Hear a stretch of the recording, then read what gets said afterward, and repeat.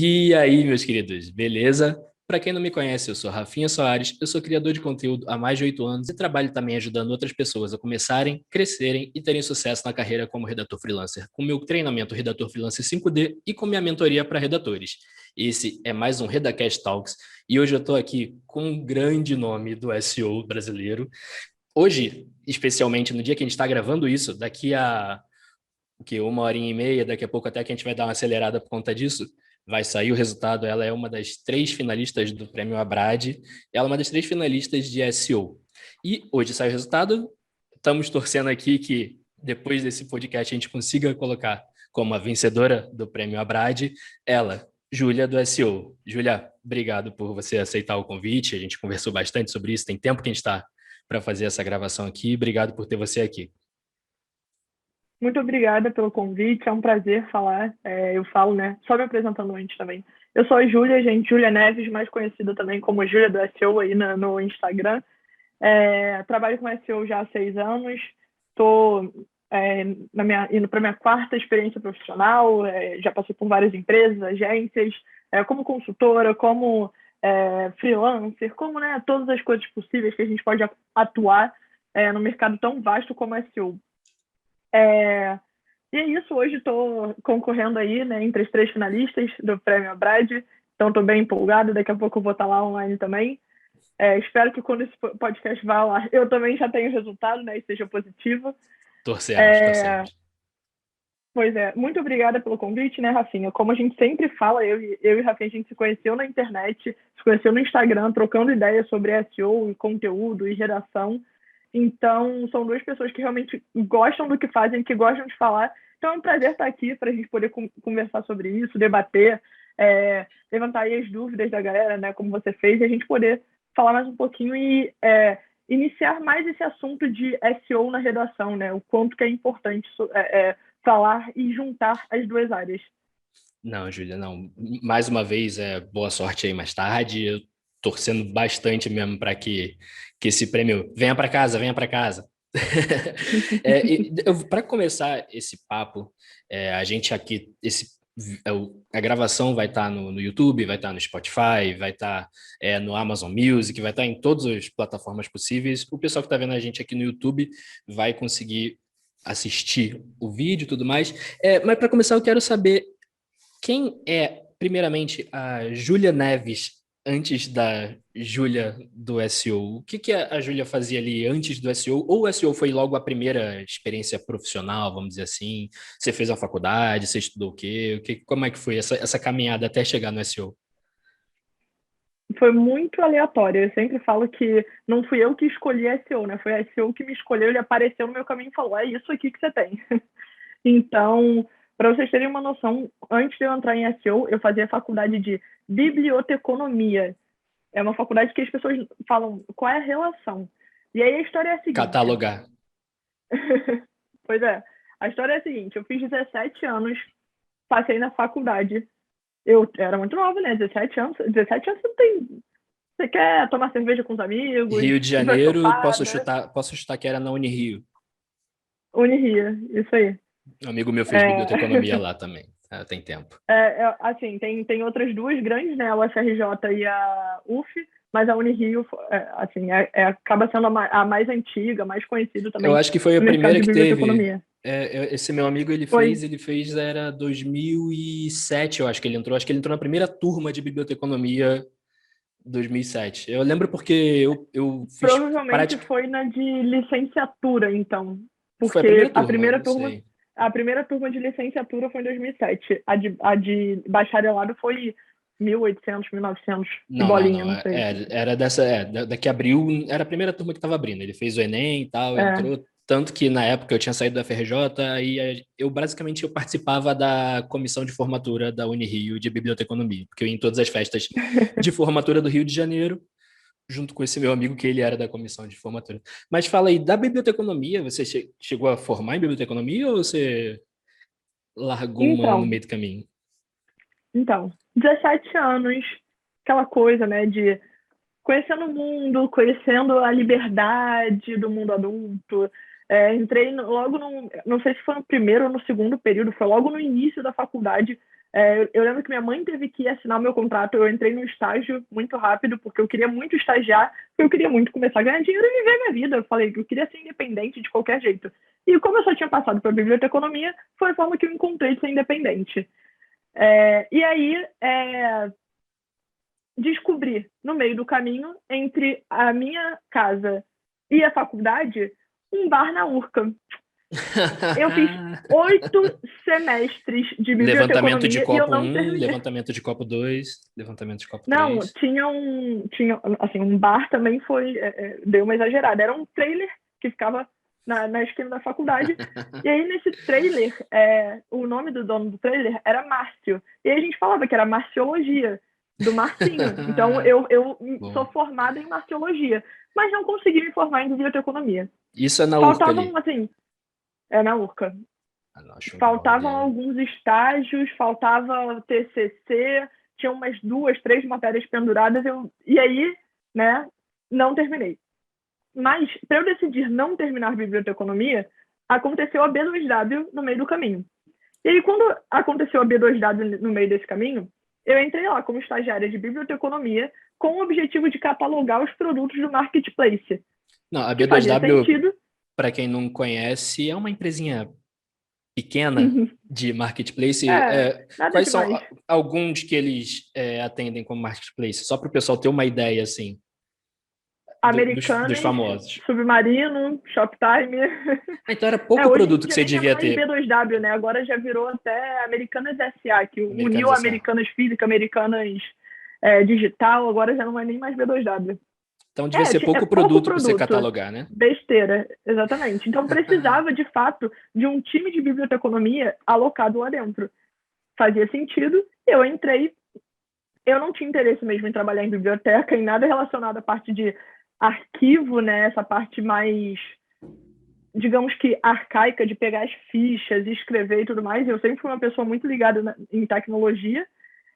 Então, a B2W era um meio ali de eu conseguir alguma coisa de tecnologia numa faculdade muito, digamos assim, antiquada, né? Que é uma profissão antiga. Isso é que E ano? eu não via.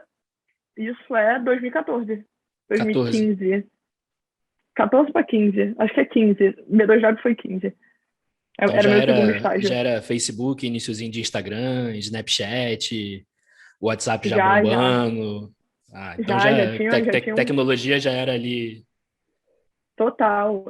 Eu tenho 24, né? Então, em 2015, eu vou fazer 25 esse mês. Eu, em 2015, tinha 18, tinha acabado de fazer 18. Então, foi quando eu entrei na B2W. E aí eu comecei a ter um contato muito próximo com o time de SEO, porque quando eu pensava em catalogar produtos, eu tinha que pensar no que ia ter nesses produtos. Então, por exemplo, se a descrição do produto ia estar amigável, se o nome do produto ia estar de acordo com, né, volume de busca, essas coisas. Então, comecei a me aproximar do time de SEO.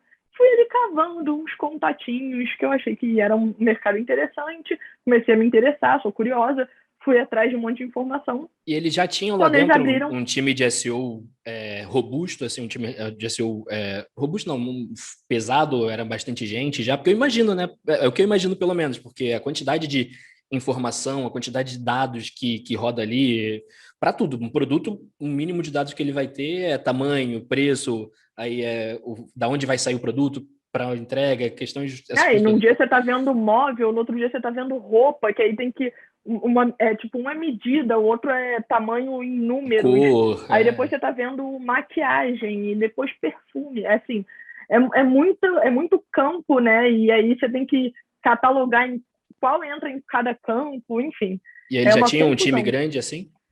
Não tinham. Eles tinham uma agência, eles sempre tiveram pessoas trabalhando em SEO lá. Só que eles nunca tinham constituído um time de SEO realmente Era estruturado. E como aí se fosse eles estavam nesse terceirizado. processo.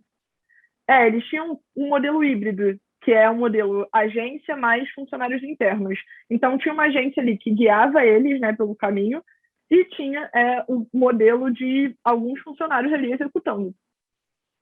Aí eles resolveram estruturar o time de SEO. Eu entrei nesse começo dessa estruturação. E aí, apareceu uma oportunidade, né? Eles falaram, olha, a gente está abrindo vagas de estágio, vamos abrir, inclusive, internos, para caso alguém queira sair de algum time e vir para cá. Aí, né, acabei ficando sabendo, falei, opa, minha chance. Entrei, comecei a conversar com eles e tudo mais, só que eu fazia biblioteconomia, não fazia né, nenhuma faculdade que, teoricamente, estivesse mais alinhada ali ao dia a dia de SEO. E aí, conversando com eles sobre isso, eles me ofereceram uma bolsa de estudos para eu fazer marketing. Então, eles puxaram a minha faculdade de marketing para que eu desse, né, continuidade, aprendesse mais sobre o mundo do marketing, SEO, para caso eu fosse, né, avançar mais sobre esse assunto nessa área e tudo mais. Então, assim, obrigada, B2W. Tive uma grande oportunidade aí. Mas você formou em marketing? Eu saí, marketing eu formei. Essa daí eu falei, chega de bar, vamos agora focar, né, no diploma. Não, mas marketing eu consegui formar. E já estou terminando pós também, né? Quando eu descobri o que eu gostava, aí eu comecei a estudar e não parei mais. Vai, né? Exatamente. Exatamente. E aí foi assim que eu entrei em SEO. Acabou esbarrando em mim no meio do caminho de biblioteconomia. Eu saí de biblioteca para B2W e aí entrei em time de SEO. Foi basicamente isso. Basicamente, no fim das contas, você acabou ficando na parte de dados de qualquer forma, né? Tipo, você só saiu de dados mais físicos para dados mais digitais, vamos dizer assim, né? Porque a parte de análise de dados eu tenho certeza que é a maior parte do que você deve mexer hoje em dia. E aí, dali, como que você começou a aprender? Como que eles começaram a te ensinar SEO? Porque eu tenho essa curiosidade, porque, como eu já te falei, eu fui web designer. Então, isso lá em 2009, 2010, 2011, era uma época que eu tinha que saber, primeiro que eu tinha que saber montar site em planilha não, em tabela, antigamente. Não tinha, tava começando o WordPress a aparecer, montava coisa no Blogger, montava um negócio assim, meio robô, meio Frankenstein, assim. Então, SEO mesmo para mim era, você tem que deixar o site rápido, ele tem que abrir rápido e rodar rápido, você tem que fazer uma descrição do site todo, né? Não era que nem hoje em dia até que tem as metadescrições por conteúdo, por artigo, por página, era do site todo, era um negócio meio robozão para mim, o que eu via, o que eu aprendi, a pouca coisa que eu aprendi. Eu fiz sistemas para internet, então foi pouca coisa que eu aprendi. Como é que você começou a aprender SEO, assim? Mais ou menos um passo a passo rápido, assim, para a gente ter uma ideia. Então, aí vem uma polêmica. Eu nunca fui de fazer muito curso de SEO, e inclusive eu estou montando um curso de SEO por isso, porque eu acho que nenhum curso de SEO atua no dia a dia de um profissional de SEO. Qual é o lance? Os cursos de SEO servem muito para ensinar teoria. SEO não é uma disciplina, digamos assim, fácil. Você não vai aprender A, B e C e começa a trabalhar. Você precisa entender de marketing, você precisa entender de tecnologia, de negócio, de dados. É muita informação. Você precisa saber ler o HTML da página, você precisa saber fazer pesquisa de palavras-chave. É muita coisa que você tem que aprender. E você não aprende, não tem um curso hoje em dia que te ensine isso na prática. Tá bom, legal, eu já entendi que eu preciso melhorar a velocidade do meu site. Como é que eu melhoro? Como é que eu entro lá no site e melhoro isso? Mudar a imagem. Como? Enfim, você nunca sabe como avançar, né? São muitas etapas que você vai nesse como? E aí, o que eu faço? Então, eu fiz muito curso básico de SEO para eu aprender a base, e eu falo, é fundamental.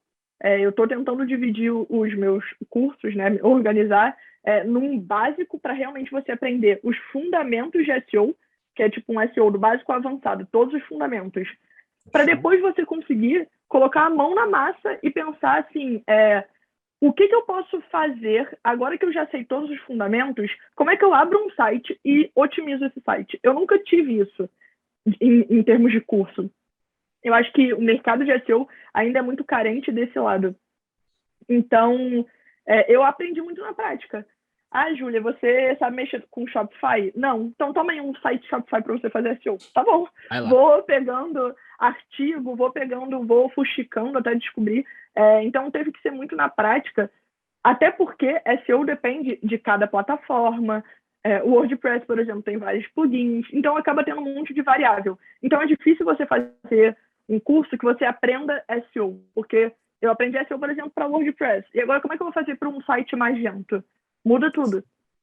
Então, acabou que eu nunca tive um curso que agregasse tudo que eu precisava saber de SEO. E aí, uma coisa que eu falo é que os profissionais de SEO precisam ser muito dedicados e curiosos. Você tem que ir buscando as informações. E você tendo uma boa base teórica, que aí eu tive treinamento dentro da B2W, tinha uma agência que ficava lá para treinar o time de SEO, né? Então eles estavam passando o conhecimento para gente, e aí depois eu fiz isso com o time, com a B2W inteira. Eu comecei a dar treinamento para a B2W inteira. E eu falo que ensinar é uma das melhores formas de você aprender. Aprender, sim. Exatamente. Quando você começa a pesquisar as informações para você levar para as pessoas, e as pessoas tiram dúvida com você, você vai pesquisando cada vez mais. Então, foi basicamente isso. É muito conteúdo de SEO, tem. O problema é saber qual conteúdo consumir e de onde tirar esse conteúdo, porque é muita informação. E então, se esse conteúdo é atual, né? Exatamente. Porque por exemplo, SEO, de um dia para o outro... O Google atualiza 600 vezes por ano os algoritmos. Então, um exemplo que eu dou é o Yoast. As pessoas falam, mas o Yoast atualiza. Eu falei, gente, o Yoast não atualiza como o Google. Não contem que o Yoast é o mapa o de senhor calor da verdade. ali de SEO, exatamente. Não tem como você acreditar que só porque ele tá verdinho vai estar bom, porque ele tá vermelho tá ruim. Não vamos entrar nesse assunto agora não, porque você sabe que... Polêmicas, eu gosto das polêmicas. Não, mas então... isso, eu acho que é muito mais de pesquisa mesmo, de curiosidade e ir atrás das informações. Foi assim que eu fui aprendendo. E o que eu ouço muito profissional de SEO, é porque nem que eu falo, eu sou curioso de SEO, eu entendo de otimização de conteúdo e tudo mais e tal, mas de SEO mesmo eu sou mais curioso. Eu gosto de entender até para saber como que eu posso ajudar, como que o meu conteúdo pode se encaixar na estratégia de SEO e tudo mais e tal. Mas o que eu vejo muito profissional de SEO falando é que SEO é teste. Não tem... Até as coisas que são mais batidas, não é certeza que vai funcionar para todos os sites. Porque tem a diferença entre o e-commerce, dentro dos próprios e-commerce, como você falou, tem o Shopify, aí tem como que é a loja... Putz, esqueci o nome agora. Tem Essas Vtex, plataformas, loja integrada, Shopify. Magento, OpenCart. Então, cada uma dessas tem uma forma de você trabalhar o SEO dentro dela é diferente. Cada uma tem a forma de você colocar o produto. Uma libera a descrição do produto, outra você consegue fazer só a descrição da categoria. Então, eu vejo o SEO muito como teste. Você tem a base, que nem você falou, você teve uma base... Brincadeira. Você tem a base, que nem você falou, que é uma base forte, você tem que saber o caminho para seguir, mas quando você tá lá tipo, você tá descendo a ladeira de bicicleta. Você tem a ladeira, você tem a bicicleta. Só em cima da bicicleta que você vai saber se você vai conseguir ou não. O que você tem que fazer, se vai ter uma pedra ali no meio do caminho, alguma coisa do tipo. Eu vejo muito profissional de SEO falando exatamente isso. Você concorda com isso? Tipo assim, SEO é muito teste? Muito, muito mesmo. E aí, por exemplo, uma coisa que tem acontecido com frequência comigo ultimamente é profissionais de SEO, conteúdo, enfim, que botam, por exemplo, meta tag, né, title description, e o title description não aparecem. E aí a gente está vendo um movimento cada vez mais, e o Google lançou um artigo falando sobre isso há pouco tempo atrás, de que eles não estão levando em consideração 100% mais o title e a description.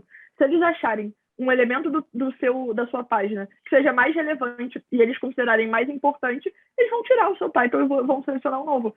Então, assim, como é que você descobre isso? Botando um title, levando um não do Google e vendo que, né, qual é o caminho. Então, tudo é muito teste. Aí, por exemplo, tem gente que fala, nossa, funciona super comigo fazer uma estratégia de conteúdo lá embaixo. O Google acha que é ok para mim. Cara, tem cliente meu que bota 30 quilos de conteúdo lá embaixo e não tem o que aconteça que vá fazer ranquear. Tem gente que fala que funciona. Eu não sei se funciona. Eu tenho minhas dúvidas, assim. Já vi alguns funcionarem, mas, de maneira geral, acho, né, que se você não tiver um mínimo de experiência do usuário ali funcional, que você pegue um link de cima para baixo, alguma coisa que funcione, não funciona, mas tem gente que fala que funciona. E, assim, o Google é uma máquina, ele não vai avaliar tudo como a gente acha que ele vai avaliar. Tem coisa que passa por ele que ele vai achar que é ok. Ele não vai estar vendo o site como a gente vê para entender o que está acontecendo. E aí é teste, né? Acaba sendo muito é, confiar no teste, não deu certo, foi por esse caminho, não deu certo, volta, faz por outro caminho, não deu certo, volta de novo, tenta um terceiro caminho, e assim vai. Então, e já que a gente entrou nessa parte mais técnica do assunto, eu vou até aproveitar para fazer a primeira pergunta que o pessoal mandou, que é, deixa eu até ler aqui. Quais são os principais parâmetros que ela usa para fazer análise de SEO de um site? Não sei se tem alguns principais, como você faz essa análise. Por exemplo, se eu te pego um site hoje, o meu site, eu te dou. O que você analisa principalmente nele para falar, ó, precisa melhorar isso, precisa melhorar aquilo? Quais são os principais pontos, assim, dentro do SEO que você analisa para ver um site? Primeira coisa que eu olho é performance. Por quê? É, eu acho que a performance é uma forma relativamente problemática, porque vai depender de mais gente. Então, você demora mais para resolver. Então, quanto mais rápido você auditar a performance do site, mais tempo vai ter ali para ser executado. Então, eu sempre vou primeiro para a parte técnica, porque eu sei que é a parte que vai dar mais problema. Então, eu prefiro já enfrentar ali o problemático. E, assim, o que vai custar de tempo meu é pouco, mas o tempo de execução do time do time de front, do time de back, enfim, aí tem que ver qual vai ser o caso, vai ser muito maior. Então eu tento priorizar essa parte. Por quê? Porque o Google ele considera a performance um dos principais fatores. A performance está totalmente ligada à experiência do usuário. A experiência do usuário é um outro fator que é um dos principais. Então, acaba que a performance engloba várias situações ali que são muito importantes, tanto o lado técnico quanto o lado de experiência do usuário, e principalmente, esquecendo o SEO e pensando realmente no usuário, a gente não tem tempo. Se você tem que esperar, tem um site que demora 10 segundos para carregar, 10 segundos enquanto eu estou fazendo uma busca na internet é muito tempo. Sim. Você não espera 10 segundos. As pessoas hoje em dia não têm mais esse hábito. Ainda mais se você parar a Então, pensar a nível Brasil, que, por exemplo, a gente tem uma internet, um 4G meia boca, que se a pessoa está na rua, principalmente, e precisa pesquisar alguma coisa rápida, se o seu site demorar a abrir, que seja por conta da internet dela, da pessoa. Se o seu site demorar a abrir, ela vai falar, tá lendo esse site aqui, eu vou procurar outro. Né? Porque na cabeça dela, todos os sites são um Instagram que em 2 segundos mudou uma foto para outra, são um Facebook que é uma postagem para outra, o TikTok que você arrasta para cima e muda o vídeo. Quando você vai para um site e as pessoas elas estão acostumadas a procurar um site só quando elas precisam de algo muito específico, né? Diferente das redes sociais que a pessoa está o dia inteiro na rede social, um site, um blog, a pessoa tem um objetivo muito mais específico.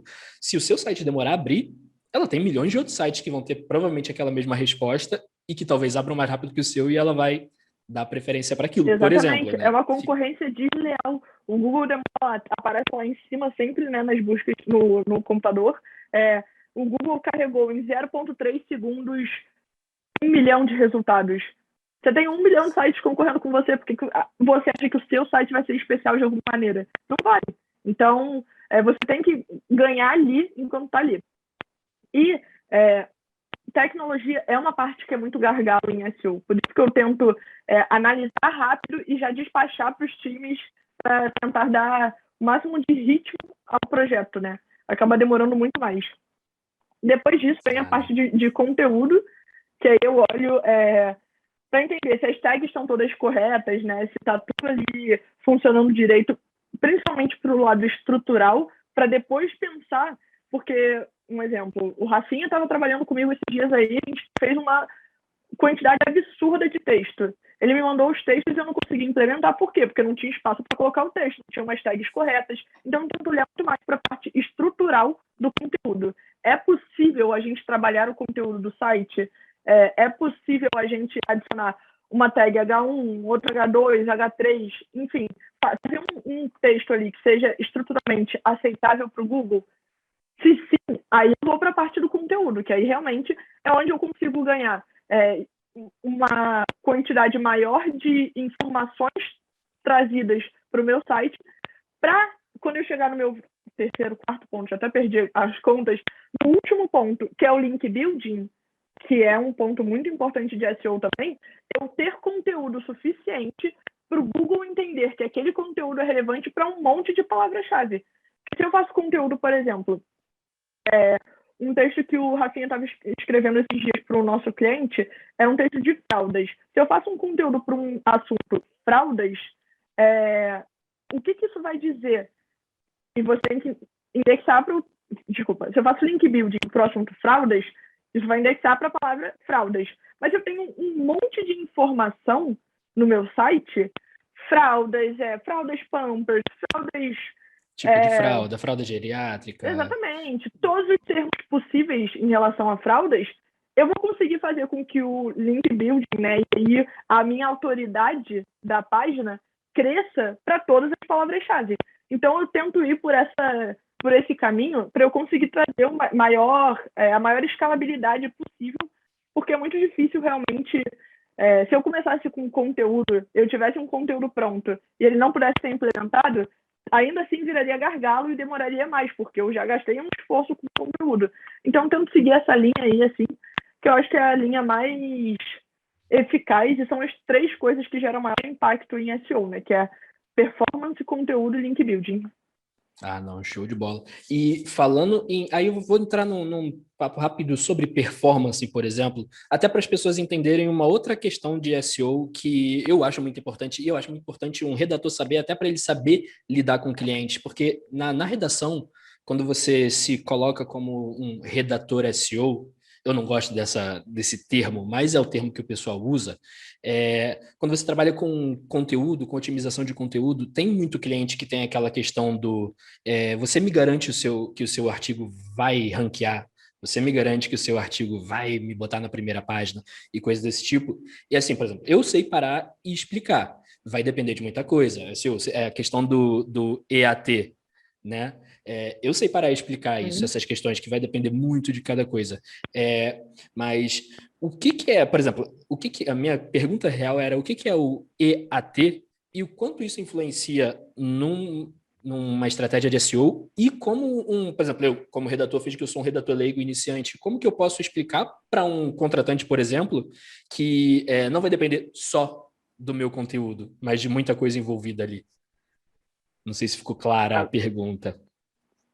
Vamos lá, primeiro falando sobre o EAT, né? O EAT é uma sigla do Google, que é uma diretriz do Google, né? Que é uma sigla para expertise, autoridade e T de trust, né? Que é a confiança. Então, basicamente, o que ele fala o seu site precisa ter know-how ali sobre o que ele está falando, você tem que ser um expert naquele assunto, você tem que entender tudo, você não pode chegar ali falando, eu falo sobre celulares. Celulares são ótimos, servem para tirar fotos e fazer ligações.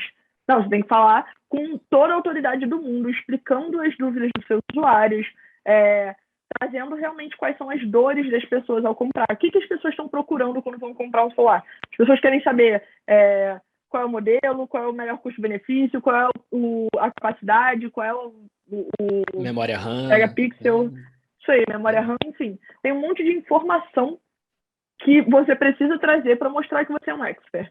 Então, esse é o primeiro ponto. Autoridade.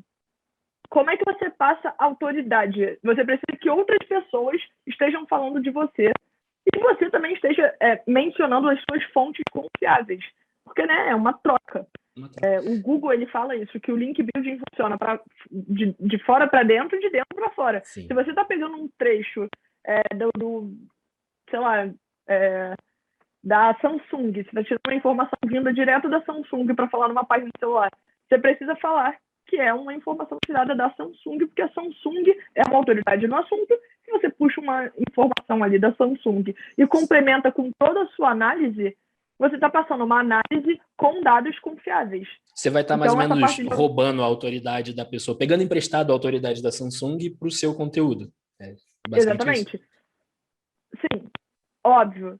Uma estratégia de link building depende de links de fora linkando para o seu site, mas você linkar para sites também ajuda. E, por último, a confiabilidade, né? Se as suas informações são verídicas, se o seu site é um site seguro, se a pessoa vai entrar lá e não vai ter os dados roubados, por exemplo. Essas coisas muito mais ligadas à segurança, né, do que qualquer outra coisa. Então, o EAT é basicamente isso. E o EAT é muito ligado, realmente, ao conteúdo. E aí, entrando na sua próxima pergunta, por mais que o seu conteúdo esteja adequado, digamos assim, a todas as normas que o Google pede de um bom conteúdo, se o seu site demorar 15 segundos para carregar, as pessoas não vão esperar 15 segundos para ler um conteúdo, porque elas não sabem que o seu conteúdo é o melhor.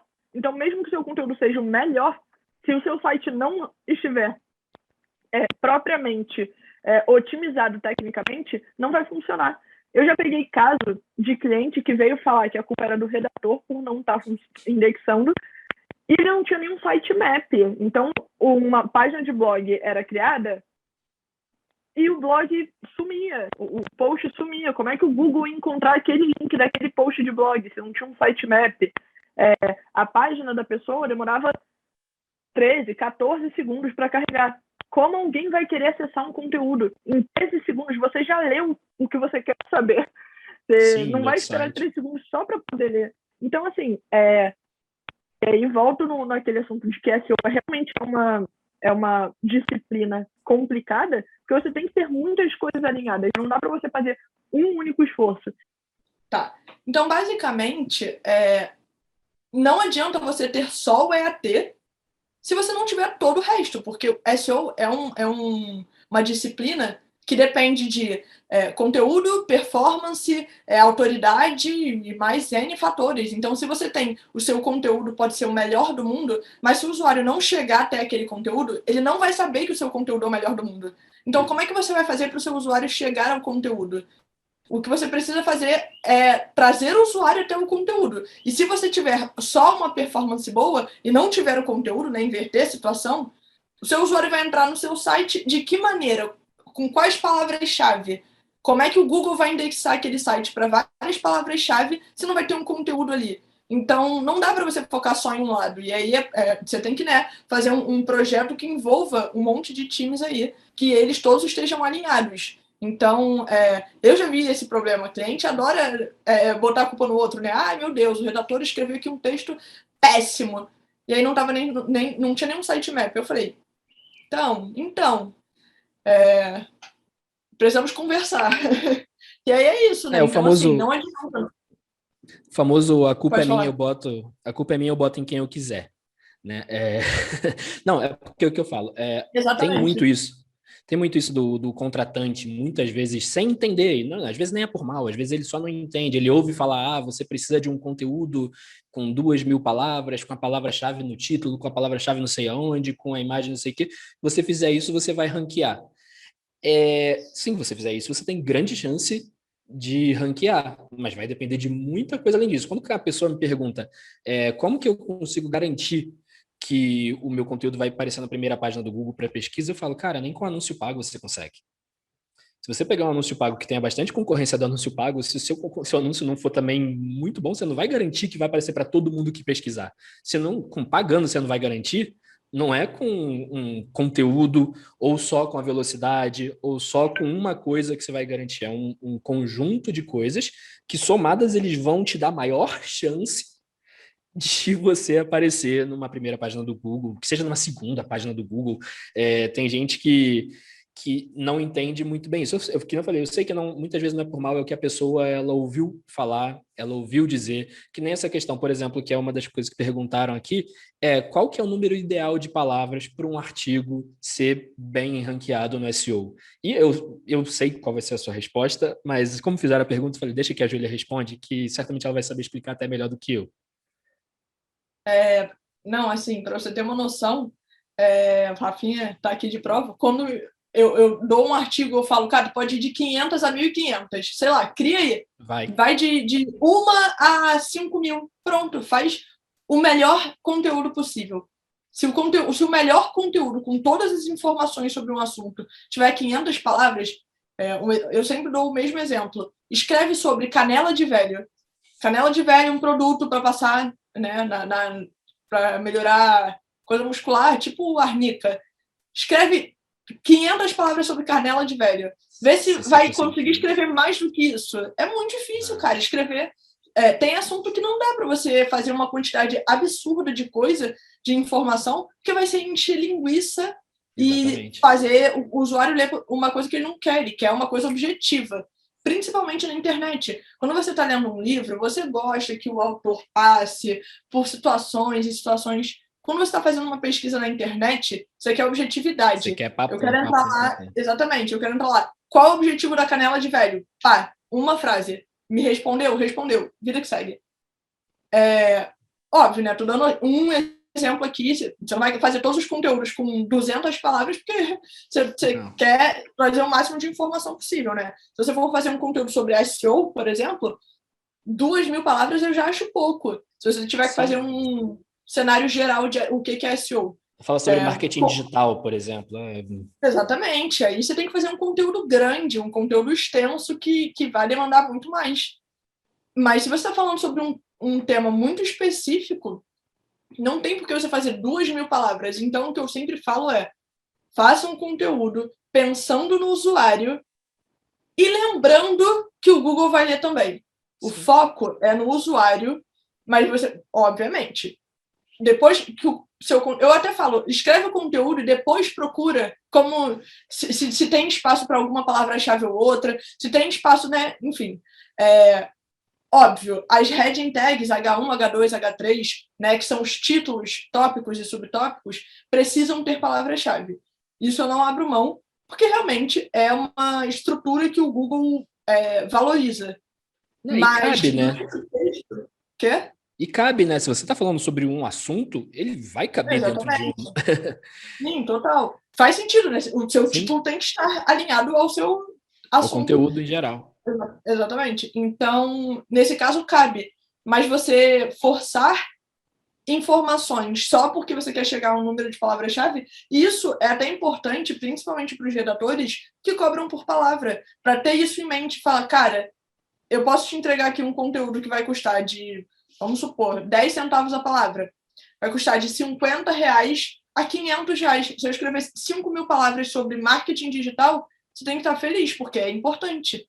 Eu não vou escrever 1.000 e falar só 3 coisas do marketing digital.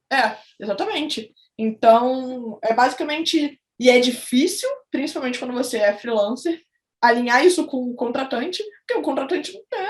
Ele quer conteúdo e preço baixo.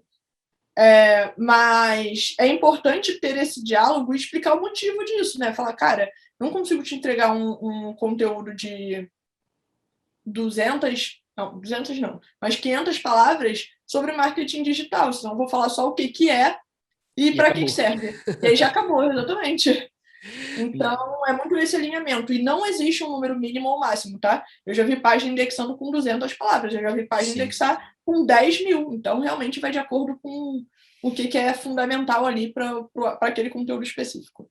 Não, até porque, por exemplo, até nessas questões que, por exemplo, eu tenho treinamento, então eu tenho os vídeos no YouTube, tenho as coisas no Instagram, e vira e mexe eu falo, esses dias mesmo eu postei uma estrutura ideal para o seu artigo e tudo mais e tal. E aí tem palavra-chave com muita busca que você vai procurar e é um post velho, é um post que é um blocão de texto, mas eu vou dar um exemplo, não tá, mas eu vou dar um exemplo, é um Érico Rocha falando de marketing digital. Você quer ver o Rafinha, que você provavelmente nunca cruzou com ele na vida, talvez a não ser que você trabalhe com redação freelancer, talvez se você contrata redatores, você já ouviu falar no Rafinha, para falar de marketing digital, ou você quer ler uma coisa que o Érico Rocha escreveu sobre marketing digital, é aquela questão da autoridade. Então, muitas vezes, por mais que o site, que não é o caso também, só um exemplo, que o site dele seja lento, que o texto dele seja velho e seja um bloco gigante de texto, por exemplo, com uma legibilidade horrorosa, é o Érico Rocha escrevendo sobre marketing digital. É o Neymar falando de futebol. Então, tem essas questões todas. Então, quando a pessoa fala do tamanho de texto, tamanho de coisa, eu falo, cara, depende. Depende é a minha resposta favorita para qualquer coisa. Quanto cobra? Depende. Lá no SEO de pijama a gente fala isso, que é triste, porque todas as pessoas que fazem uma pergunta no SEO de pijama, a gente começa a resposta com depende. Tem muitas variáveis, né? Existem muitas variáveis aí. No mundo de SEO existem muitas variáveis. Então, é um grande depende SEO. Não, o pessoal brinca que, por exemplo, quando alguém pergunta alguma coisa disso em algum grupo de redator que o pessoal sabe que eu tô, o pessoal já coloca. Já vem o Rafinha e mandar um depende. E eu falo que é porque depende. Quanto eu vou cobrar para isso? Depende. Aquela questão eu sou especialista, por exemplo, em conteúdo para turismo. Eu vou cobrar mais de um conteúdo. O que eu cobro mais? Um conteúdo de turismo que eu demorei 20 minutos para escrever sem precisar pesquisar, só que eu sei que ficou sensacional, ou um conteúdo de imposto que eu demorei 3 horas para escrever e ficou ok, porque eu pesquisei, sei as fontes e tal. Eu certamente vou cobrar muito mais do que eu demorei 20 minutos para escrever, porque eu sei que eu estou entregando muito mais ali. Então, a pessoa sempre tem depende do nicho, depende de quem é o público, depende da coisa. A questão que você falou da canela de velha, eu uso o exemplo de Gramado. Eu tenho um cliente que eu falo sobre Gramado, com turismo receptivo. A gente fez um pacote para eles que, por fim das contas, a gente passou para ele o preço por palavra. Só que a gente fechou o projeto, eu fiz todo o pensamento do preço do projeto e quando fui passar para ele, passei por palavra. Só que eu expliquei para ele, eu falei, olha só, um conteúdo do o que fazer em Gramado, eu vou te vender como um conteúdo de 1.000 palavras, mas eu vou te entregar um conteúdo para lá de 2.000 palavras. Um conteúdo de como chegar em Gramado, eu vou te vender como conteúdo de 1.000 palavras, só que eu vou te entregar provavelmente um conteúdo de 300, 500 palavras. Tipo, a gente vai compensar uma coisa na outra, porque quem procura o que fazer em Gramado quer saber tudo que tem para fazer em Gramado. Quem procura como chegar em Como Gramado, chegar, tem, sei lá, 3 opções para o chegar, cara né? quer Não tem? saber que ele vai pegar um avião até Porto Alegre. Porto Alegre ele pode ir de Uber, ele pode arrumar um BlaBlaCar hoje em dia, ele pode ir de ônibus, ou ele pode alugar um carro. Mas é simples, você vai pegar a estrada, tem 2 caminhos, 2 partes da serra para subir, acabou. Então a pessoa não quer ler a história de Gramado quando ela pesquisa como chegar em Gramado. Tem muita gente que vende isso, vou vender como chegar em Gramado de 1.000 palavras. Tá, então vou escrever sobre a história de Gramado aqui no começo para a pessoa. Ela não quer, ela não quer. Não só ela não quer, como o Google não quer. Hoje em dia, com o snippet, por exemplo, né, que até uma coisa que eu ia falar, perguntaram como conseguir o snippet. Eu falei, cara, isso aí é muito relativo. Eu vou perguntar para a Júlia, mas isso Depende. não tem uma resposta clara. Mas, por exemplo, o snippet hoje mostra que o próprio Google ele quer que você pare e você seja o máximo objetivo possível, dando o máximo de informação que tiver dentro da objetividade, ele quer que você seja o máximo objetivo possível. Júlia, eu vou até te perguntar, você está com o tempo apertado aí para umas 5h30, não é? Dá pra gente seguir mais um pouquinho. Ah, não, tranquilo. Só para eu também ficar ligado aqui no horário, porque não vou te gastar muito do seu tempo. Mas é justamente isso, por isso que eu perguntei. Eu falei, cara, eu sei, eu tenho meu exemplo. Esse é o exemplo que eu dou para as pessoas. Eu ouvi o teu exemplo do Canela de Velha na sua live com a Bruna, né? E eu falei, não, é um exemplo sensacional. Eu falei, eu tenho meu exemplo de Gramado, que é justamente isso. Eu falo, cara, um conteúdo vai me pedir um artigo de um tamanho X, outro conteúdo vai me pedir um artigo de um tamanho Y. Só que a pessoa acha que todo mundo é o Neil Patel. A pessoa acha que todo mundo é artigo de 4.000 palavras que vai ranquear. Só que o Neil Patel fala de marketing digital, ele tem coisa pra caramba para falar ali dentro do negócio dele. E ele faz como que é, o cluster dele lá em cima disso, né? A linkagem, o link building dele, a parte de linkagem interna dele lá, que é gigante, que é forte em cima disso, por exemplo. Aí eu entro com uma pergunta que é: qual é a importância de um redator, para o redator, né? Vamos entrar na parte de redator, dele saber e entender a importância de linkagem interna e linkagem externa para o SEO, para o Google, dentro de um conteúdo? Qual é a importância disso? Depende de como o redator vai atuar, né? Mais um depende. Caraca, tá. Não, claro. Não, vamos. Depende que a gente chega lá, vai. Galera, quando for ouvir Drinking Game, a gente falou depende de long shot. Sim, isso é fato. Mas então, Não, vamos mas eu lá. falo, eu falo mais essa pergunta mais por exemplo, Finge, eu tenho o meu blog, o meu site. Eu sou redator, mas eu sou também criador de conteúdo. Eu tenho o rafinhasoares.com.br e eu vou escrever um artigo, eu vou publicar, eu vou postar lá no WordPress lá e tudo mais. Para eu entender, basicamente sim, para eu entender a real função, não é função que diria, a real importância, né, desses links, tanto dos internos quanto dos externos, até uma coisa que você puder dizer, por que a pessoa não tem que ter medo de botar o link externo, por exemplo, coisas desse tipo, que tem gente que tem, Tá, né?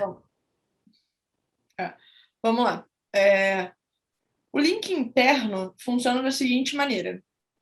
Quando o Google acessa o seu site para ele indexar o conteúdo, para ele vasculhar ali a sua página, eu falo que o Google funciona como se fosse um scanner, né? E depois ele vai como se fosse um catálogo. Eu comecei falando de biblioteconomia, voltei para biblioteconomia. Aqueles catálogos que você abre a gavetinha e enfia uma pasta, o Google funciona assim, quando ele está lá rastreando e indexando o seu site. Como ele encontra o seu site? Como ele chega até o seu site? Através de um link. Então, um site que não tem links externos vai ser mais dificilmente encontrado pelo Google. Júlia, ele não vai ser encontrado? Não, ele vai ser encontrado, até porque você vai, se você botar ele no Google Search Console, né, vai botar ele em algumas coisas, mas ele vai ser mais dificilmente encontrado. Porque, né, vai ter menos fontes de acesso ao seu site. Então, o link externo, ele serve muito para isso, além de passar a autoridade. Se, por exemplo, você vai fazer uma entrevista de emprego e você leva uma carta de recomendação do seu chefe anterior, aquilo ali vai contar pontos para você. Se eu estou abrindo aqui um blog sobre SEO e o SEMrush fala lá que eu sou um blog confiável para SEO, isso conta pontos para o meu blog. Funciona a mesma linha de raciocínio. E para linkagem externa, eu acho que é isso que tem que ser entendido por um redator. O redator não vai fazer estratégia de link building para entender mais do que isso. Então, basicamente, linkagem externa é isso. Eu acho que também pode entender o conceito de Domain Authority, DA, mas é isso, né? Entraria num segundo momento, assim. Só se o redator quisesse realmente estar dentro do time de SEO, trabalhando ali no dia a dia do time de SEO. Aí seria um caso à parte. Linkagem externa, esse é o conceito. Linkagem interna funciona com a mesma lógica. Como é que o Google vai navegar pelas páginas do seu site? Ele entrando numa página, como é que ele vai passar para as outras páginas? Através dos links internos. Então, e aí a web se chama web porque web é a tradução para teia. Exatamente uma teia. Ele vai fazendo, exatamente. Então, a ideia é essa. Ele vai passando de link em link, e aí se a home está linkando para um artigo, a home, que é o lugar mais acessado, está dando uma visibilidade maior para aquele artigo ali. Então, o Google entende que o artigo que está na home é mais importante. Então, basicamente, a linkagem funciona dessa maneira, né? A linkagem é importante para fazer com que o Google acesse mais páginas e para garantir que em situações estratégicas, né? Aí você não vai botar todos os seus artigos na home, porque aí não vai ser estratégico. O Google vai falar, está tudo aqui, nenhum é importante. Você vai botar ali pontualmente os links estratégicos de uma página para outra. Então, por exemplo, se eu tenho uma página falando sobre pesquisa de palavra-chave e eu tenho uma outra página falando sobre SEMrush, eu posso fazer um link falando que a ferramenta ali é o SEMrush. Então, né, eu joguei ali de uma página minha para outra. É um link estratégico. Eu não vou fazer uma linkagem interna aleatória. Vou fazer, exatamente, com uma estratégia por trás. Então, basicamente, esse é o conceito. Essa é a ideia de linkagem externa e interna, e é isso que um redator precisa entender. Porque quando ele for produzir um conteúdo, ele pode ir lá e botar o hiperlink. Ele pode falar, eu tenho essas outras duas páginas que eu acho que são relevantes. Então, voltando ao exemplo lá da fralda, se eu estou falando sobre fralda, eu vou linkar para fraldas Pampers e fraldas geriátricas, que são outras duas coisas que têm grande volume de busca e tem duas páginas relacionadas. Então, ok, o redator entendendo esse conceito, ele já consegue atuar em cima disso. Mais do que isso também, a parte de análise, eu não tenho... Assim, eu, Júlia, não enxergo a menor necessidade que o redator entenda, né? Eu acho que ele tem que entender o conceito, até para ele saber por que estão botando um link ali no texto dele, né? Sim. Não, eu gosto de falar também da questão da experiência do usuário. Eu sempre acabo caindo. Tipo, eu, como redator, a parte de SEO, eu caio para mim como experiência do usuário. É aquilo. O Google, ele mostrou o teu conteúdo para a pessoa ali de alguma forma na página de busca, na SERP. A pessoa escolheu clicar ali. Ela entrou. Quanto mais tempo ela ficar envolvida no seu conteúdo, Seja, por exemplo, ela entrou num artigo sobre o que fazer em Canela, aí ela foi para um artigo dali sobre o Lago Negro, aí dali, dentro do seu site ainda, ela foi para um artigo sobre um passeio específico, aí desse passeio específico ela foi para um site, para Wikipédia, para saber sobre um lugar específico de Gramado. Então, você está dando mais informações, né, para essa pessoa, seja dentro do seu próprio site ou fora do seu site. Ixi, bateu uma porta aqui agora. Dentro do seu site ou fora do seu site, e aí o Google acaba olhando e fala, cara, essa pessoa entrou no site do Rafinha lá, entrou no site de Gramado lá que o Rafinha escreve, ela entrou e ela não saiu mais. Então, ela achou tudo que ela precisava ali. Eu acho que isso aí é relevante. Eu gosto de explicar assim, tipo assim, você vai prender a pessoa dentro do seu conteúdo, ou que seja, mandar ela para um outro site relevante, que ela vai falar, cara, a próxima vez que eu entrar para pesquisar sobre tal assunto, se eu entrar no site do Rafinha, ele me manda para lugares relevantes. E o Google... Total, nossa, falou tudo. Enxerga isso de uma forma, tipo, muito positiva. Tipo, ó, porque é que nem o pessoal brinca. Você pode ter o melhor título do mundo, você pode ter o site mais rápido do mundo. Se a pessoa entrar, ela começar a ler, ela não gostar, ela voltar para o Google, refazer a pesquisa e pesquisar de novo, o Google vai olhar. Acho que isso aí não vale muito a pena eu mostrar isso aí para o próximo que pesquisar, porque ele vai fazer mesmo, a ideia é que ele vai fazer a mesma coisa, ele vai entrar, vai sair, vai pesquisar de novo e procurar outro site. Então, eu gosto de explicar muito assim, essa questão de link por isso. E, que nem eu falei, o pessoal tem muito medo, por exemplo, eu escrevo sobre redação. Escrevo muito sobre redação para o meu blog. Escrevo menos do que deveria? Escrevo, mas escrevo sobre redação para o meu blog. Quando eu vou dar um exemplo de alguma coisa que não tem no meu blog, eu mando a pessoa para Rock Content, eu mando a pessoa para SEMrush, eu mando a pessoa para resultados digitais. E a pessoa pergunta, mas Rafinha, a pessoa vai entrar no site da Rock Content? Rock Content fala tudo que você fala aí. E eles têm mais autoridade que você. Eu falo, cara, mas se a pessoa ela veio do meu pro Rock Content, na próxima ela vai falar, se eu for lá no do Rafinha, é capaz que ele vai me mandar para outros lugares que não são a Rock Content, e isso me puxa um pouco da autoridade da Rock Content, da Resultados Digitais, da Content Tools, da onde quer que seja que eu aponte. Vai muito de ego também, tipo, por que você não linkaria? Por que não fazer? Se o seu objetivo é entregar um conteúdo útil e que ajude o usuário, por que não fazer? Ainda mais se eu não tenho. Confiável, tipo, é isso. Ainda mais se eu não tenho esse conteúdo no meu site, eu tenho que achar alguém que complemente. É assim, porque eu não vou fazer também um artigo gigante que eu estou falando sobre redação freelancer e do nada me cai alguma outra coisa de marketing de conteúdo que não vai fazer sentido ter uma pausa no meu artigo de redação freelancer para falar sobre marketing de conteúdo. Então eu vou lá e jogo para um lugar que fala especificamente sobre marketing de conteúdo. A redação freelancer faz parte disso, mas são coisas separadas. Então, eu falo para a pessoa, cara, não tenha medo, linka. Se o seu conteúdo for bom, a pessoa vai voltar. Tanto que as pessoas voltam. As pessoas falam, o seu conteúdo ele é muito mais direto, é muito mais certeiro para a redação freelancer do que um conteúdo da Rock Content. Apesar da Rock Content ter muito mais autoridade do que eu como marketing digital em geral. Então, é isso que eu falo, a questão de link é muito isso, é você mostrar, dar mais informação, seja dentro do seu site ou fora do seu site. Exatamente. Você falou muito bem, até porque eu tinha esquecido, eu foquei tanto no Google que eu simplesmente esqueci essa parte, né? A linkagem funciona muito como você passar informações para o usuário, né? Você está ali com o usuário lendo sobre uma coisa, tem um link que faz sentido, o usuário vai entrar para ler sobre outra coisa, que esteja ali alinhada, né, com o assunto principal. E eu vou fazer as perguntinhas do pessoal, e junto disso a gente já vai meio que levando para o final, porque eu sei que daqui a pouquinho você tem que ir.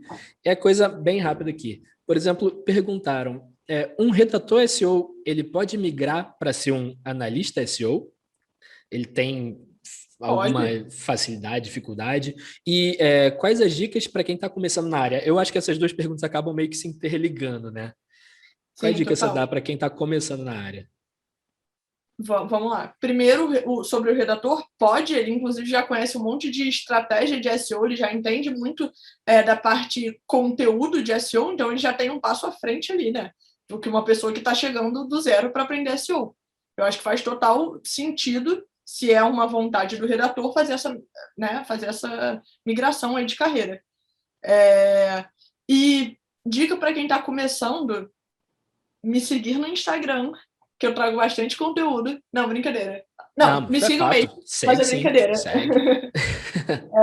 Mas, assim, é realmente procurar pessoas, portais, sites que falem sobre SEO, porque os cursos de SEO, que são cursos gravados, por exemplo, da Udemy, dessas plataformas que tem de curso, acabam sendo um pouco mais ultrapassados. Eles vão falar de coisas que não existem, vão deixar de falar de coisas que existem. É difícil ter um curso que é atualizado anualmente ou semestralmente. Exatamente. Então, óbvio, se você quiser fazer um curso com uma base maneira, acho muito válido, né, fazer um curso desses, assim, online, para você poder ter uma base boa, mas principalmente estar atualizado das informações. E o que eu dou dica para botar na prática, né? Porque realmente a questão prática é muito importante em SEO. Você aprender a teoria não significa absolutamente nada, porque mudam as plataformas, mudam as formas de atuação, muda tudo. Então, a principal coisa é ter um site para você fazer seus testes. Eu nunca tive, tá? Mas é porque eu aprendi num site como a B2W, como Americanas. Eu aprendi lá com um site que eu tinha tudo possível para testar. Então, eu nunca fiz. Eu estou fazendo agora o meu site, só que eu já estou muito à frente, eu já conheço o SEO. Então, é mais fácil. Mas quando você pega do zero para fazer, você aprende muita coisa. E, assim, isso é para todo mundo. Eu estou aprendendo coisa, fazendo o meu site do zero, e eu já passei por isso várias vezes. Só que eu nunca tinha feito do zero. Ir lá, comprar o domínio, então eu nunca tinha criado esse processo todo, né? Comprar o domínio, o meu domínio é do Google, como é que linka com o WordPress? Eita, linkei com o WordPress, vi que eu fiquei um dia sem o meu e-mail funcionar, porque o meu DNS estava no Google, foi para o WordPress, resolve o problema. Exatamente, então tudo isso é muito importante para você aprender. Se você tiver um familiar, um amigo, um conhecido, um contatinho do Tinder que tem um site, fala, posso fazer umas melhorias no seu site? Gratuitas. Estou aqui querendo Deixa eu brincar aqui. Exatamente, para você poder ir treinando. Então, meu primeiro freela foi gratuito, eu sempre falo isso. E isso, eu já trabalhando na B2W, eu falei, quero fazer, uma pessoa entrou em contato falando se eu queria fazer, eu falei, posso fazer gratuito? Eu nunca fiz um freela, quero aprender como é que eu posso fazer aqui. E aí o que eu pedi de feedback foi, no final você me diz quanto você pagaria? Só no final, porque se for antes eu posso ficar meio bolada. Mas no final me diz quanto você pagaria. E aí eu descobri que eu deixei de ganhar, sei lá, R$1.500 há 6 anos atrás. Para um freela. 6 anos atrás é coisa pra caramba. E aí, deixa eu te fazer uma pergunta, já que você falou que você está montando seu próprio site, suas próprias coisas. Você está montando no WordPress, imagino eu. Tô. Como é um site institucional, eu estou montando pelo WordPress. Você está usando um plugin de SEO? Não. Você não está usando plugin de SEO? Não. Não? Você vai fazer ele no dedo, no caso, teoricamente. Tá. Não, porque a minha pergunta, no caso, seria qual plugin de SEO você está usando. Então, minha pergunta vai mudar um pouquinho, só que vai ser qual. A gente está num momento que muita gente está fazendo essa migração, eu fiz essa migração. Qual o plugin de SEO hoje você indica? Por exemplo, eu não sou profissional de SEO, então eu não vou saber fazer um site do zero com SEO. Vou instalar o WordPress, eu vou instalar um plugin para começar a mexer nele. Qual o plugin que você recomendaria hoje para um redator que está montando o próprio blog, por exemplo? Eu recomendo, vamos lá, eu vou recomendar e criticar ao mesmo tempo, tá, gente? Eu recomendo o Yoast, mas o Yoast não sabe de SEO. O Yoast, ele facilita a sua vida. Ele facilita a sua vida quando ele cria seu sitemap, quando ele facilita você editar o seu robots, quando ele facilita você editar title, description, as regras de title, de description, de conteúdo do blog, se ele está SEO friendly ou não, ignora toda essa parte, porque o Yoast, ele não é o Google. Eles estão fazendo aquilo lá com base no que os desenvolvedores do Yoast acham que é bom para SEO. O que não é bom para SEO. E eu posso afirmar aqui. Rapidinho, entra também aquilo que eu até ouvi vocês falando no SEO de pijama, um dos episódios que eu estava assistindo, e que vocês comentaram alguém que falou, eu perguntei para um rapaz, não lembro quem foi agora, que falou, perguntei para um desenvolvedor da Yoast se eles pensam na língua portuguesa. E o cara falou, sabe que não? Então, tipo, mesmo que fosse algo muito. A gente sabe tudo que o Google quer, a gente sabe tudo. Ele não é pensado totalmente. Ele entende, claro, entende. Hoje em dia, tradutores mas são muito fáceis, mas ele não é pensado para a língua portuguesa, então ele é muito pensado ainda para a língua inglesa. Até as questões de palavras de conexão, essas coisas desse tipo, muda muito do português para o inglês. Então, às vezes, ele vai te mostrar um negócio, você vai ficar doido procurando a palavra de conexão, por exemplo, lá, entretanto, contudo, então não sei o que, para colocar no seu artigo, que você vai olhar e vai falar, cara, não faz sentido em português. E é um artigo para você se comunicar com pessoas de 20 anos que não vão usar o termo Exatamente. contudo. Não vão ler, vão ler aquilo ali e vão falar, não, peraí, deixa eu pegar uma dancinha ali que vai me explicar melhor. Né? Então, exatamente, o Yoast, ele é ótimo, eu falo isso, eu tenho uma gravação de podcast, que virou um podcast inteiro, que era uma gravação de áudio para um grupo, eu comentando com o pessoal sobre SEO, né, e sobre H1, H2, H3, palavra-chave, tal. E no final eu falo, cara, eu uso o Yoast, usava, hoje em dia eu uso o Rank Math. Não vejo muita diferença, eu vejo diferença só que ele tem algumas funções que só tem no Yoast pago. Que sim. Porque eu sempre uso o Yoast pago.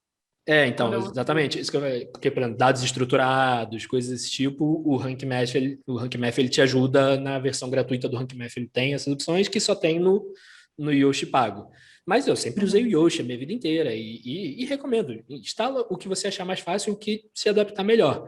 Hoje em dia eu recomendo o Rank Math por isso, porque ele te dá algumas opções que o Yoast pago só dá, o Yoast gratuito não. Só que eu falo que o Yoast eu uso ele para colocar o sitemap, para mexer o que eu quero no robots.txt, as páginas que eu quero que indexe, as páginas que eu não quero que indexe, para fazer as descrições, para dentro do artigo fazer as metas descrições, mudar title tag do Google, mudar o URL, para fazer a parte de redes sociais ali, que ele tem a partezinha de você escolher qual vai ser o título do Facebook, qual vai ser o título do Twitter, qual vai ser a imagem, coisa do tipo. E é assim que eu uso. Se ficar tudo verde ou não, pode ficar. E o pessoal fala, mas Rafinha, se você vê todo verde, você tira? Eu falo, claro que não. Se eu escrever... Eu escrevi se você vê tudo verde, né? Ok, tá tudo verde. Yoast concorda com você, é basicamente isso. Não, eu falo, o pessoal, não, mas é que você é contra tudo verde. Eu falo, não sou contra tudo verde no Yoast. Eu sou contra tudo você forçar tudo para ter tudo verde no Yoast. Uma frase que eu sempre falo sobre o Yoast é que o Yoast te serve e não você serve ao Yoast. Você não tem que se adaptar ao Yoast.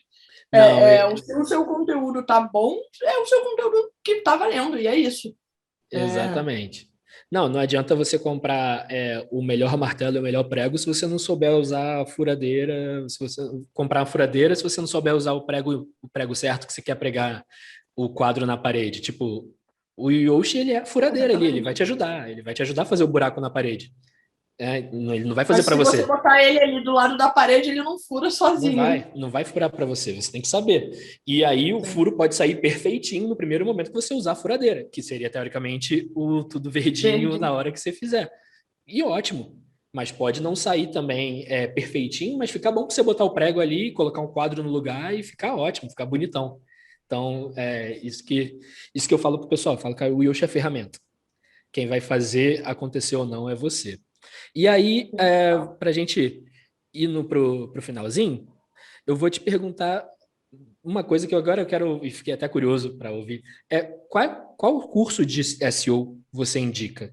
Quais cursos de SEO você indica para quem está começando? E se você já tiver alguma coisa para falar, pode falar do cursinho aí, então, que eu fiquei curioso, real. Com certeza, eu indico 3 cursos que ainda não foram lançados, mas que serão lançados muito em breve. Na verdade, esse mês ainda, em setembro, eu não sei quando o podcast vai ao ar, e eu ainda não tenho a data fechada.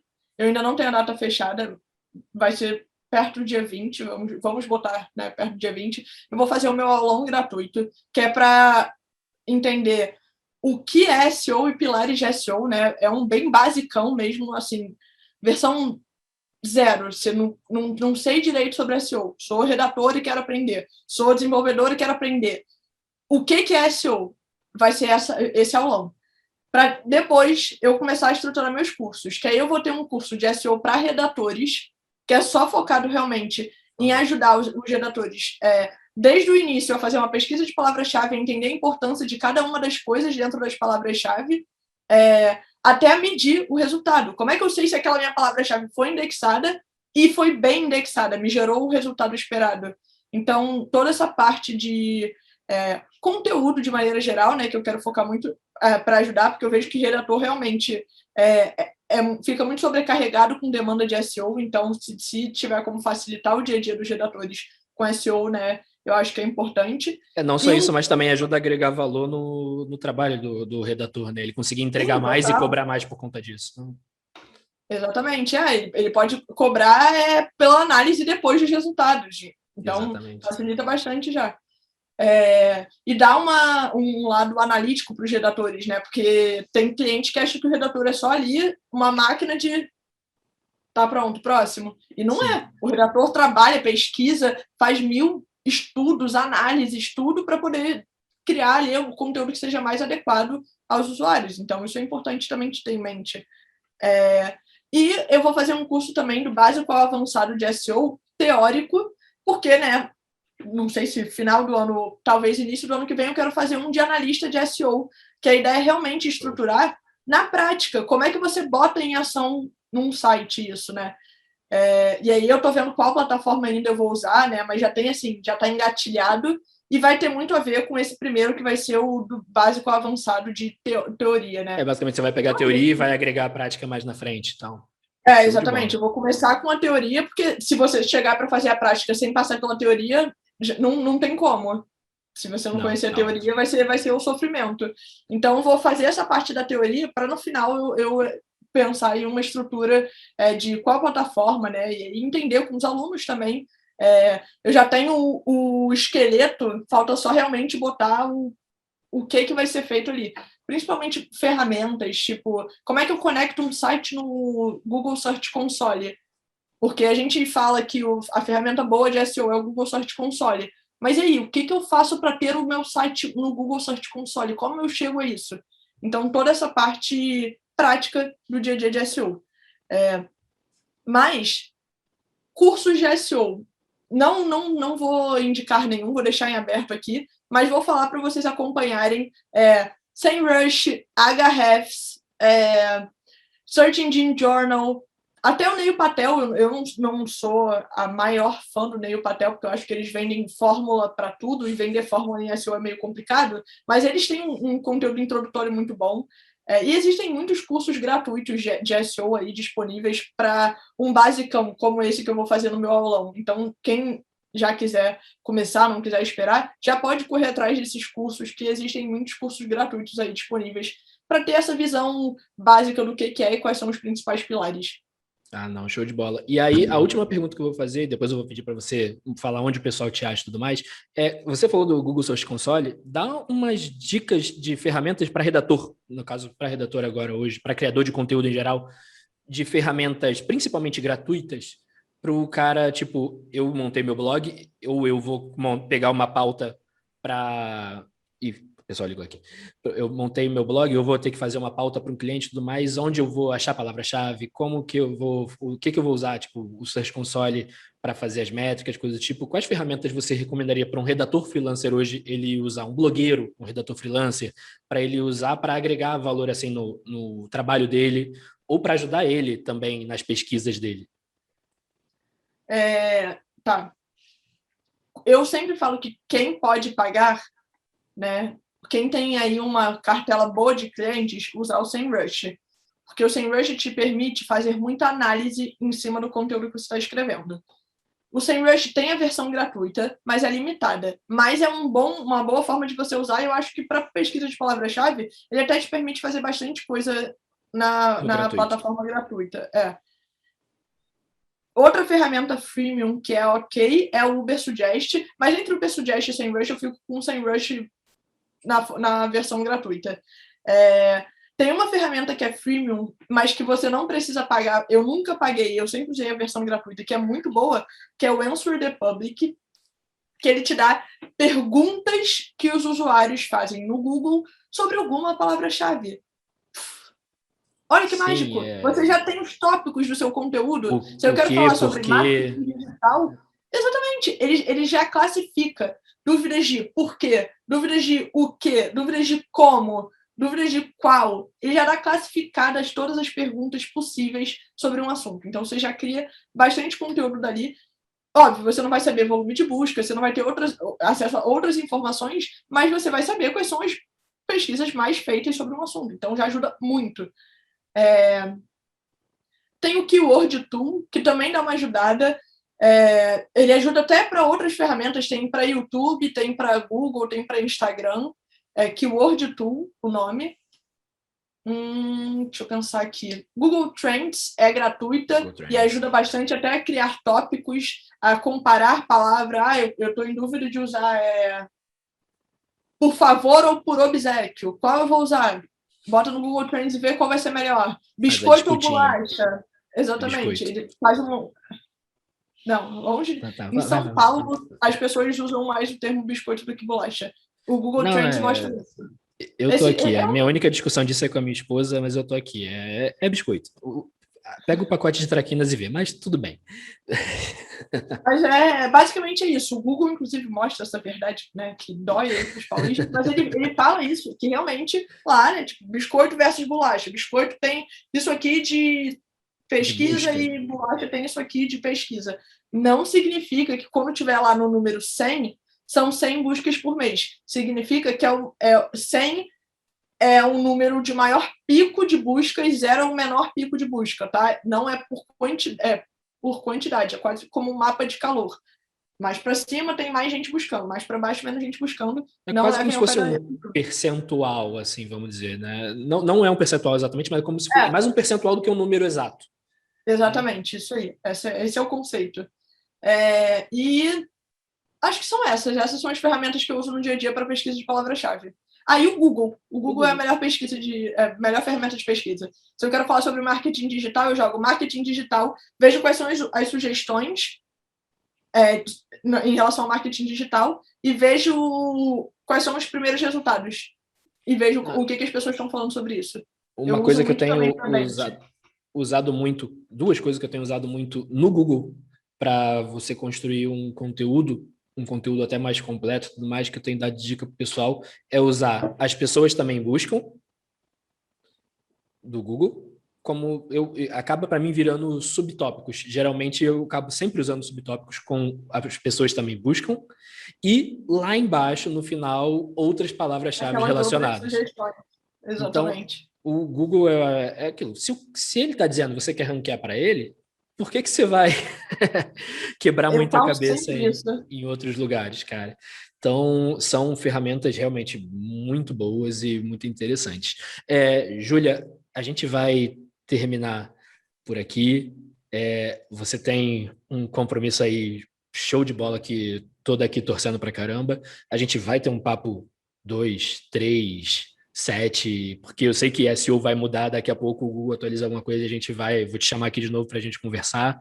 Vou querer que a gente tenha um bate-papo com mais gente de redação para o pessoal conseguir falar e tudo mais. Então, fala para mim, onde é que o pessoal hoje te acha? Tipo, tem o Instagram, mas aí tem o YouTube, o SEO de Pijama. Onde o pessoal te acha e quem quiser achar a Júlia do SEO? Primeiro, muito obrigada pelo convite, né? Mais uma vez aqui te agradecendo. Sempre que você me chamar, estarei aqui. É um prazer falar sobre isso. Principalmente com você, que é um cara tão querido e tão referência aí, né, no meio de redação. E onde as pessoas me encontram? Instagram, Júlia do SEO. LinkedIn, Júlia Neves. YouTube, SEO de Pijama e em breve, provavelmente quando tiver aqui já, quando o podcast for ao ar, também já vai ter o YouTube do Júlia do SEO. Tá em desenvolvimento ainda, né? Que é difícil tocar muita coisa, né? Ainda trabalhar, tocar projeto, você fica meio perdido, mas a gente vai indo. Então é isso. Instagram, Júlia do SEO, LinkedIn, Júlia Neves, YouTube. SEO de Pijama e em breve, Júlia do SEO também. E é isso, podem sempre me procurar por lá, eu vou estar sempre disponível. Caixinha Instagram, de perguntas sempre para o pessoal mandar pergunta. Abro quase todos os dias. Hoje eu ainda não abri, pode ser que eu abra até o final do dia, mas hoje está um dia corrido. Mas eu tento abrir o máximo possível, porque realmente meu objetivo é sempre tirar as dúvidas da galera mesmo e deixar todo mundo mais por dentro desse universo de SEO. Então, fiquem à vontade lá, mandem mensagem no LinkedIn, no Instagram, mandem mensagem para o Rafinha, que o Rafinha passa para mim, a gente marca um outro bate-papo se for necessário. E é isso. Foi um prazer, pessoal. Muito obrigada, Rafinha, mais uma vez, né? E a comunidade de redatores, contem comigo. Júlia, não, eu agradeço demais a sua disponibilidade, principalmente hoje, principalmente por daqui a 10 minutinhos você vai entrar num evento aí que eu sei que é muito importante para você. Espero, quando eu lançar o podcast, poder colocar na capa. Que nem eu falei para o Dimitri, falei, cara, eu vou colocar, que eu estou falando com o Top Voice do LinkedIn, né? Eu vou usar isso a meu favor. Então, eu espero colocar aqui que é vencedora do Prêmio Abrad de melhor profissional de SEO. Estamos torcendo aqui para você. Muito obrigado. Para todo mundo que está assistindo isso aqui, então segue lá a Júlia. Me segue também. O Rafinha Soares no Instagram. Rafinha Soares em qualquer outra mídia. Se colocar Rafinha Soares, você me acha. rafinhasoares.com.br. Quem está assistindo isso aqui pelo YouTube, por favor, deixa um likezinho, se inscreve no canal, se inscreve lá no canal da Júlia. Vai lá no SEO de Pijama, que eles já passaram dos mil inscritos lá e está só crescendo e dá informação demais e é muito importante até para a gente que é redator, criador de conteúdo. Então, segue todas essas redes. Se você está ouvindo isso aqui, dá uma olhada lá no YouTube, depois que é legal o bate-papo, você vai achar todo mundo nas redes lá depois, vai achar o SEO de Pijama, vai achar as coisas, mas também não deixa de seguir também no Spotify, no Deezer, onde você estiver ouvindo isso aqui. Eu agradeço demais a Júlia mais uma vez, agradeço demais você que está ouvindo isso aqui até agora, assistindo isso aqui até agora. Um prazer ter vocês todos aqui e tchau!